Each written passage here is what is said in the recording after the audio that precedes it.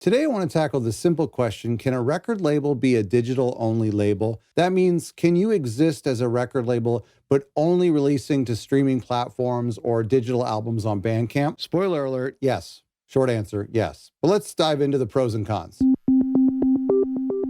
I'm Scott from Other Record Labels, and this next couple of episodes, we're going to tackle just some really basic burning questions that I hear from folks that email me, that I hear when we do our clarity calls, and stuff that's just talked about in our Facebook community, including this very common question is like, what if I don't want to do physical vinyl or do tapes or do CDs? I want to exist as a record label, but only doing digital releases. Is that okay? By the way, a quick shout out to the sponsor of this video, Infinite Catalog. Infinite Catalog is a royalty management software platform for record labels. Basically, if you're starting a record label, any size, we're talking like absolute tiny $100 a month record labels, all the way up to like the super big indies.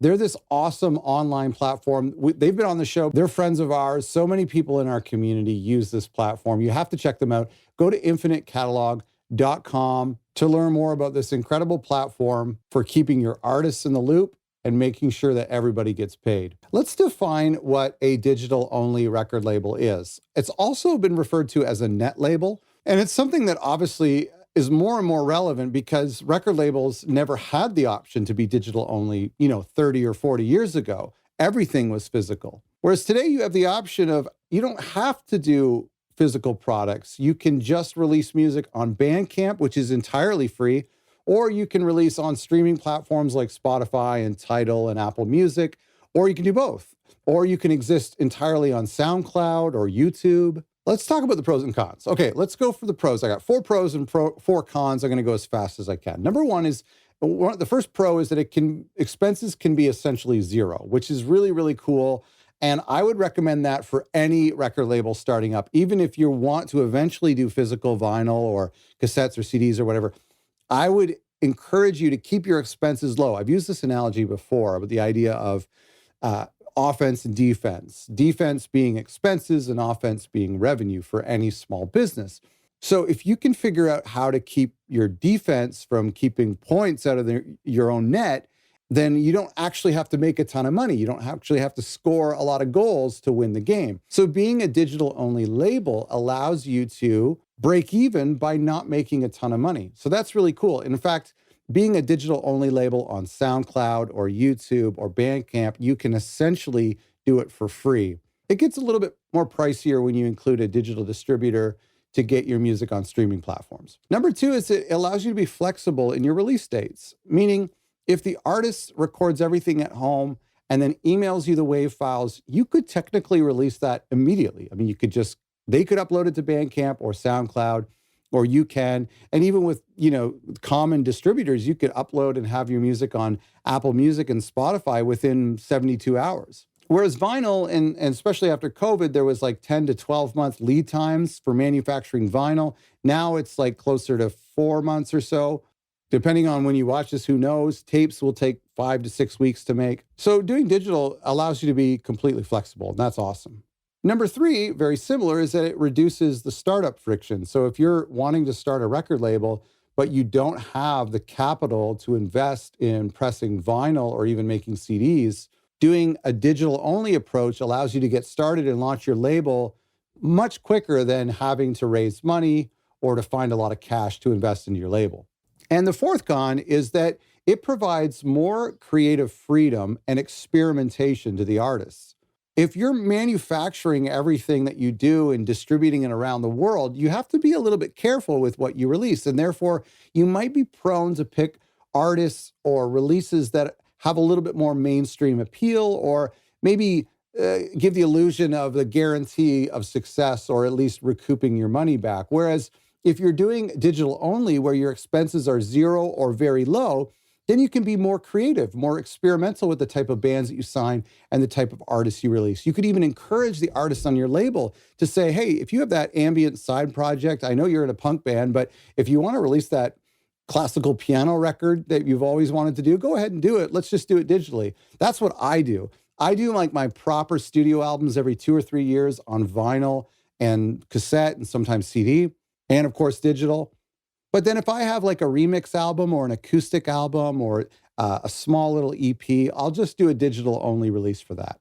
Okay, now let's talk about the cons. And there are some cons. I'll be honest with you, like I'm split on this topic. I could go either way. I like the hybrid approach, which we'll talk about in a second, but let's talk about 4 cons. I think number one, you miss out on high priced items. You miss out on high margin items. Now, I know like a $8 digital album on Bandcamp has a really high margin, but when you put like a vinyl package together where you sell like a deluxe vinyl and then a little lyric booklet, maybe a test pressing, you could sell that bundle for like $60, $70, $80. Even just the fact of selling a $25 vinyl record or a $10 tape that only costs you $2 to make, there's some really good margins and your revenue starts to look really, really big when you have all this money coming in for vinyl. Now, I know vinyl costs a lot of money, but if you're pressing high quantities, then your cost per unit is down to like $5 or $6 or $7, depending on how deluxe your package is. And maybe you're selling it for $25 or $30. And so there's big margins. And then we also did this episode a couple weeks ago with this record label called Full Plate. And we talked about the benefit of having deluxe bundles to offer your fans, because some fans actually want like the biggest and the greatest option. And you should be able to give them that. And so if you're selling one of 2 test pressings, if you're selling a big autographed, hand-numbered deluxe version of your vinyl, plus all the handwritten lyrics for $150, and you're only offering one of these packages, well, somebody's going to buy it. Some diehard fan, maybe it's your grandma, that's okay, but somebody's going to buy it. And so being a digital-only label, you miss out on those kind of cool opportunities to sell high-priced items. Number 2, this is super vain, but you miss out on social media content. I feel like obviously, showing a screenshot of the Spotify album or just posting on Instagram the album cover, that's okay. But you have like way more success reaching people or grabbing people's attention if you can show like a little video or a reel or a TikTok of the artist opening up their box of vinyl straight from the pressing plant, pulling it out, taking the cellophane off, smelling it for the first time. That's like far more captivating than just showing like a screenshot or like a digital ad saying the album is now up on Spotify, etc. And so you kind of miss out on that when you're a digital only label of showing the actual cassettes. And even if you use like Photoshop mock-up of CDs or cassettes or t-shirts even or vinyl, people look at that and go, oh, that's really, really cool. I want one of those. And so it actually provides you, I know it's super vain and really doesn't impact the music, but from a marketing standpoint, it provides you with a lot of social media content if you have physical product. Moving on, number 3, the third con is that you lose out on perceived value. This is also a vanity thing like the previous point, but I think that when fans see that you've pressed this album to vinyl, or you've manufactured it, or it's distributed around the world, then they get the sense that, oh, this is maybe an important record. Maybe the artist takes this really seriously, as opposed to like just dropping a digital release. There's a bit of like a less perceived value. Again, it's not like super tangible, and maybe it's not meaningful. I get it, but it's certainly there. It exists. It's just something I want you to be aware of so you make good decisions. And finally, as a record label, being a digital-only label, you have less to offer the artists that you're trying to get to sign to your label. Because nowadays, an artist can record an album at home in their bedroom on their laptop, which is beautiful, amazing, and then they can upload it themselves to SoundCloud for free or Bandcamp for free or a pretty cheap DistroKid account. It's not going to look professional, but they can do it themselves. So what do you as a record label have to offer? I've done tons of other episodes about this. Go to otherrecordlabels.com to find those articles there. But we won't get into that today. But I think if you have a budget to do physical, even if it's just a short run of homemade tapes, that's more appealing to an artist to say, oh yeah, I could do this digitally myself, but I want to partner with this label because they do really cool vinyl packaging or they do really cool artwork design on their cassette tapes, and I want to be a part of this family of artists. I've just listed the pros and cons of being a digital-only label. If there were no pros, then I would suggest not to be a digital-only label.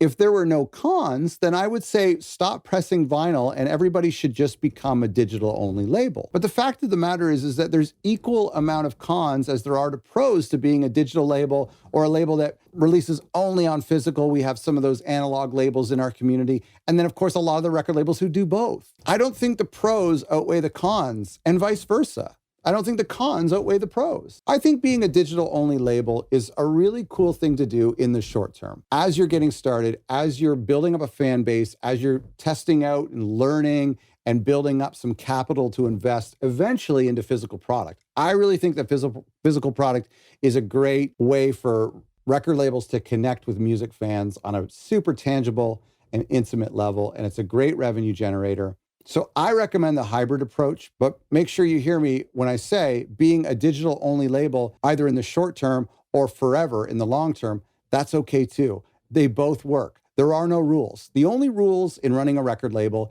is don't be a jerk and pay your artists. Other than that, there are no rules. So listen, I'm going to make this easy for you. I'm going to keep the notes from today's episodes and the pros and cons so you can study it and think about it for yourself, and an article on our website. And you can get that by going to otherrecordlabels.com/digital. That's otherrecordlabels.com/digital. I hope you found this helpful. Thanks again to our sponsor, Infinite Catalog. If you're a new record label or an old record label and you want help with managing your royalties on a monthly basis, that's the thing about royalties that are so crazy, is that once you get it figured out and you get everybody paid, it happens again next month, or at least next quarter. Infinite Catalog is there to give you a hand. They're friends of ours. They're friends of the labels in our community. So go to infinitecatalog.com to check them out. Thanks for watching.